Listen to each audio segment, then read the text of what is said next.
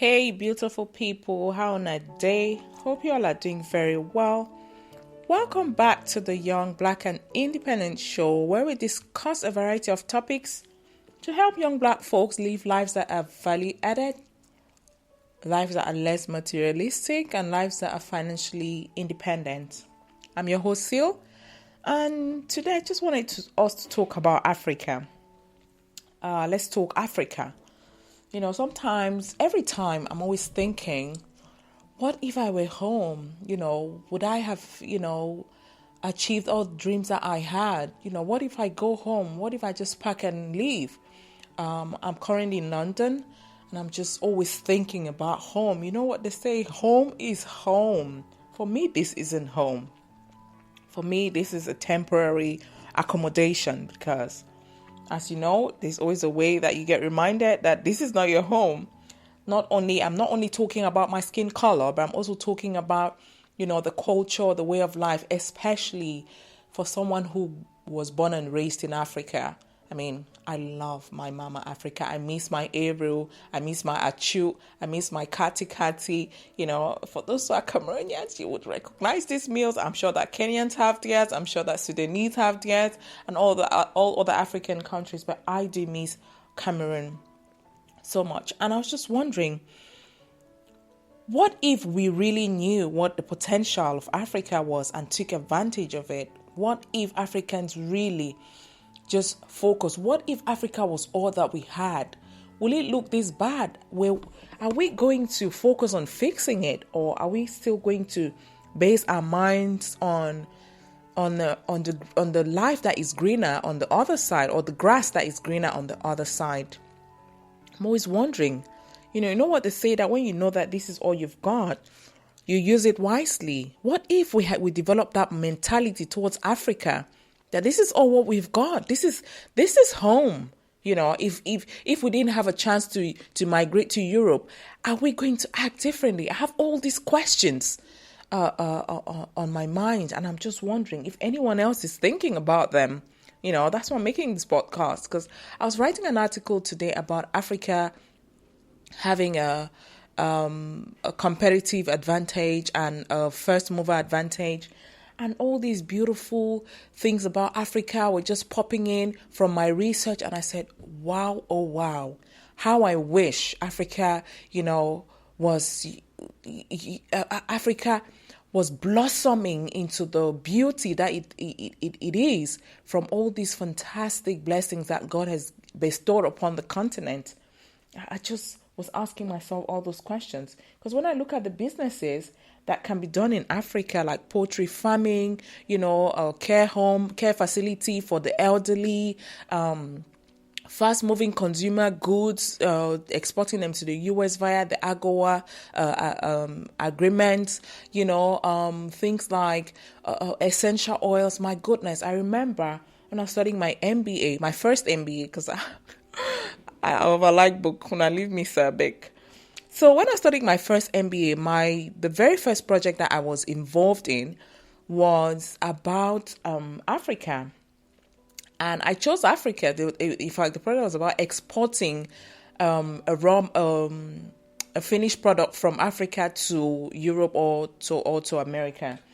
And the first, I chose Cameroon amongst my teammates. I told them, let's talk about Cameroon. Cameroon is Africa in miniature.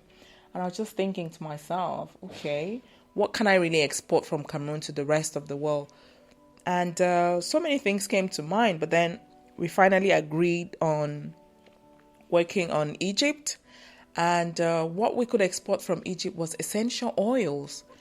And it was amazing to see how much the untapped territory there is on the continent. There's just so much that we can do in Cameroon if we put our resources to use. It's still so virgin, so unindustrialized, so tender. Africa is so tender, And I also worked on a project for my second MBA, and it was about international trade. And I was, at this time, determined on exporting a product from Cameroon, and that was the poivre du Penja. I don't know if you've heard about it, but it's very popular. I remember one of my French bosses, my country manager at the time for a multinational I was working for, he really loved poivre de Penja. And every time he was going back to France, he would say, Sylvie, il n'y a que ça que je veux pour ma maman. Je veux le poivre de Penja. Est-ce que tu peux m'acheter le poivre de Penja? Moi, je vais amener ça chez ma maman. Ma maman aime bien le poivre de Penja. And I was like, wow, your mom, she knows poivre de Penja, from my country. He was like, yeah, it's a very popular white pepper. By the way, poivre is white pepper. Those who don't understand French. Poivre is white pepper, and poivre de Penja is white pepper from Penja. And Penja is a small town in Cameroon where this white pepper is cultivated. These seeds are cultivated. It is unique. The flavor that it adds to food. Ask any Michelin chef and they will tell you that poivre de Penja is just magical. This comes from Cameroon.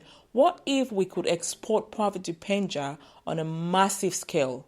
What if we could build different products out of poivre de Penja? Is that possible? Of course it is. Just the same way that the developed countries are putting their resources to use and making the best out of it, I think that Africa can also do that. It is true, however, that right now there's a massive agenda on the table, and that's to reduce carbon prints. Therefore, the opportunity is even bigger.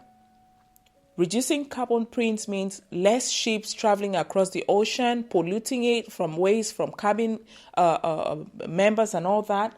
And it means Africa producing and consuming Africa, Europe producing and consuming Europe, Asia producing and consuming Asia. Can we do this, people? Is this something we can do? I've been thinking about it, and I do think that we can do it. We can consume made in Cameroon, made in Egypt, made in Sudan, made in Nigeria, made in Ghana, made in South Africa, made in Tanzania, made in Rwanda, made in Kenya, made in Mauritius, made in all these African countries. We can consume, we can, even if we export amongst ourselves, it therefore means that we just reduce the amount of waste that is, emitted into our dear planet Earth, which seems to be withering away and collapsing before our own eyes.